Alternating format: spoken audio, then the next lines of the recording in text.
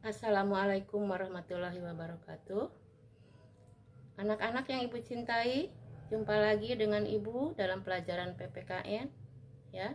Mudah-mudahan pada pertemuan kali ini kalian tetap dalam keadaan sehat walafiat dan tetap semangat untuk mengikuti pelajaran-pelajaran pada hari ini. Anak-anak yang Ibu cintai, sebelum kita lanjut ke materi, alangkah baiknya kita berdoa terlebih dahulu sesuai dengan agama dan kepercayaan kita masing-masing. Berdoa mulai.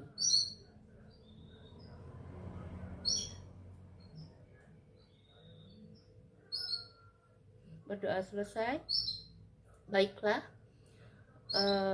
Ibu harap kalian tetap bersemangat ya, walaupun kita belum bisa bertatap muka secara langsung, tapi Ibu harapkan kalian tetap mengikuti pelajaran-pelajaran yang dikirimkan oleh guru-guru kalian setiap harinya ya. Tetap semangat. Baiklah, sebelum kita lanjutkan ke materi, seperti biasa Ibu akan membacakan dulu tujuan pembelajaran dari materi yang akan kita bahas hari ini. Baiklah, untuk materinya tadi sudah kalian lihat, yaitu mengenai lembaga negara pelaksana kedaulatan rakyat menurut Undang-Undang Dasar 1945. Nah, adapun tujuan pembelajarannya yaitu pertama, mengidentifikasi lembaga negara pelaksana kedaulatan rakyat menurut Undang-Undang Dasar 1945. Kemudian yang kedua, menjelaskan tugas dan wewenang lembaga negara. Baiklah, marilah kita simak materi pada pertemuan hari ini. Pertama, mengenai prinsip negara kedaulatan rakyat. Ya, di sini ada kata demokrasi, yaitu yang berasal dari kata demos yang berarti rakyat dan kratein yang berarti pemerintahan. Maka negara kita yang berdasarkan demokrasi Pancasila memiliki makna bahwa demokrasi yang dijiwai oleh nilai-nilai Pancasila sebagai satu kesatuan. Ya, jadi itu yang dimaksud dengan demokrasi Pancasila. Selanjutnya, kenapa negara kita menganut demokrasi Pancasila? Karena demokrasi Pancasila di dalam mengambil keputusan yaitu berdasarkan musyawarah dan mufakat, yang berarti bahwa pengambilan suatu keputusan berdasarkan kehendak orang banyak, atau disebut juga rakyat. Nah itu maka negara kita menggunakan demokrasi Pancasila. Hal ini juga sesuai dengan Pancasila, yaitu dalam sila yang keempat ya, yaitu kerakyatan yang dipimpin oleh hikmat kebijaksanaan dalam permusyawaratan perwakilan. Nah, kemudian di sini ada kita ambil sebuah contoh, misalnya pemilihan umum ya. Pemilihan umum merupakan perwujudan dari kedaulatan rakyat dan demokrasi ya, yang dilaksanakan berdasarkan asas langsung, umum, bebas, rahasia, jujur dan adil, atau biasa disingkat luber dan jurdil. Kemudian sesuai juga dengan Undang-Undang Nomor 7 Tahun 2017 tentang pemilu yang menyatakan bahwa pemilihan umum anggota DPR, DPD dan DPRD diselenggarakan secara demokratis ya. Nah, kemudian sekarang kita lihat perkembangan demokrasi di negara kita ya. Sejak merdeka, yaitu pada tanggal 17 Agustus 1945, negara kita mengalami beberapa fase demokrasi. Sekarang kita lihat beberapa perkembangan demokrasi di negara Republik Indonesia. Kita lihat yang pertama di sini ada demokrasi parlementer, yaitu pada tahun 1945 sampai 1959. Ya, pada fase ini, Undang-Undang Dasar Negara Republik Indonesia tahun 1945 menetapkan sistem pemerintahan presidensial dengan kekuasaan yang besar di tangan presiden. Ya, meskipun kekuasaan tertinggi berada di tangan MPR, ya.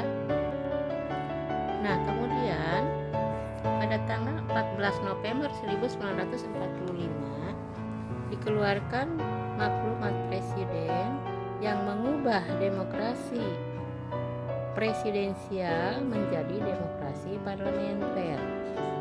Nah, dalam demokrasi parlementer, pemerintah dijalankan oleh Perdana Menteri, sedangkan presiden hanya sebagai kepala negara saja. Ya, jadi berbeda dengan pemerintahan presidensial, ya. Kalau presidensial tadi, seorang presiden itu selain sebagai kepala negara juga sebagai kepala pemerintahan. Jadi itu bedanya. Nah, kemudian kita lihat lagi ya, pada tanggal 14 November 1945 Presiden Soekarno melantik kabinet parlementer yang pertama dengan Sultan Syahrir sebagai Perdana Menteri, ya. Tetapi pada kenyataannya demokrasi parlementer di negara Indonesia itu tidak sesuai dengan jiwa bangsa Indonesia. Baiklah anak-anak yang Ibu cintai, kita lihat selanjutnya ya. Nah, pada saat itu Presiden menganggap bahwa keadaan ketatanegaraan dalam keadaan bahaya yang dapat mengancam persatuan dan kesatuan bangsa Indonesia. Oleh karena itu, maka dikeluarkanlah dekret Presiden pada tanggal 5 Juli tahun 1959. Ya, adapun isi dari dekret Presiden tersebut adalah, kita lihat yang pertama yaitu pembentukan MPRS dan DPAS dalam waktu yang sesingkat-singkatnya. Kemudian yang kedua, pemberlakuan kembali Undang-Undang Dasar 1945 dan tidak berlakunya lagi Undang-Undang Dasar sementara tahun 1950. Kemudian yang ketiga yaitu pembubaran konstituante, ya. Jadi itulah isi daripada dekret Presiden tanggal 5 Juli tahun 1959. Nah, itulah masa demokrasi parlementer, ya. Nah, kita lihat sekarang yang bagian B, yaitu masa demokrasi terpimpin, ya, dimulai dari tahun 1959 sampai 1966, ya.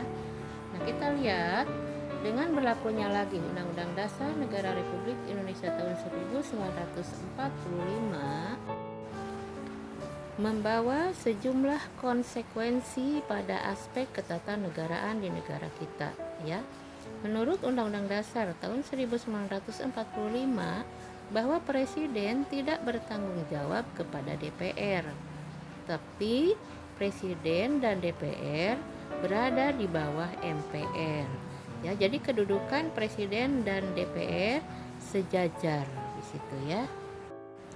Namun pada prakteknya dari tahun ke tahun kecenderungan yang terjadi justru tidak mengarah kepada penegakan Undang-Undang Dasar secara benar, melainkan kecenderungan penumpukan kekuasaan di tangan Presiden. Artinya di sini yang berkuasa penuh adalah Presiden. Padahal seperti yang kita tahu bahwa Presiden itu berada di bawah MPR. Nah, kita lihat berikutnya, ya. Dengan sistem demokrasi terpimpin, Presiden Soekarno menjadikan berbagai lembaga negara di bawah Presiden. Hal yang paling mencolok adalah dikeluarkannya produk hukum yang mengangkat Soekarno sebagai presiden seumur hidup. Ya, nah itu merupakan penyelewengan pada masa demokrasi terpimpin yang dilakukan masa pemerintahan Presiden Soekarno. Baiklah, kita lanjutkan selanjutnya yang bagian C ya, yaitu demokrasi Pancasila. Ini dimulai dari tahun 1966 sampai tahun 1998 ya. Nah, setelah kepemimpinan Presiden Soekarno berakhir, maka pemerintahan berganti menjadi pemerintahan Orde Baru ya, yang dipimpin oleh Presiden Soeharto. Pada masa Orde Baru ini, hal yang paling digaungkan adalah melaksanakan Undang-Undang Dasar Negara Republik Indonesia tahun 1945 dan Pancasila secara murni dan konsekuen. Nah, itu janji dari pemerintahan pada masa Orde Baru dalam menggunakan demokrasi Pancasila. Baiklah, yang terakhir yaitu pelaksanaan demokrasi Pancasila pada masa reformasi dimulai tahun 1998 sampai dengan sekarang ya. Nah, kita lihat pada pelaksanaannya ya. Nah, pada masa reformasi, demokrasi yang dikembangkan masih tetap yaitu demokrasi Pancasila ya. Bagaimana pelaksanaannya? Nah, dalam pelaksanaannya ditandai dengan kebebasan yang lebih besar bagi rakyat ya, dalam menyuarakan pendapatnya.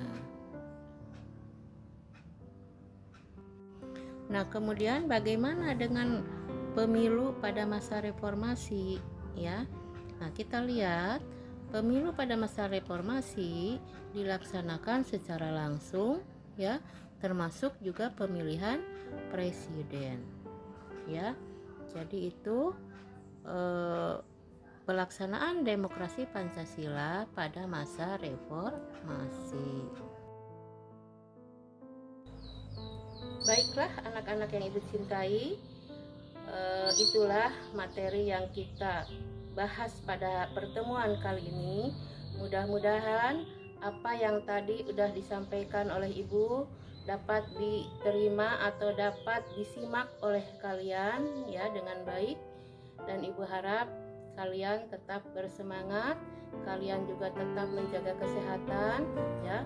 Apabila kalian mau keluar rumah, jangan lupa kalian memakai masker, kemudian mencuci tangan dengan sabun ya, dan menjaga jarak. Jadi harus ingat tetap seperti itu ya.